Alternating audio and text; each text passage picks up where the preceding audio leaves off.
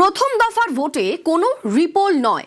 23 April 152 আসনে 44,376 বুথে vote হয়েছে এবং সেখানে বিচ্ছিন্ন অশান্তি হলেও মোটের উপর শান্তিপূর্ণ ভোট। কোনো বুথেই পুনর্নির্বাচনের সুপারিশ নয় কমিশনের। আমাদের সঙ্গে সুদীপ্ত রয়েছেন প্রতিনিধি। সুদীপ্ত, কমিশন সুষ্ঠু ভোট হয়েছে এমনটাই দাবি করছে, তাদের কার্যত শিলমোহর।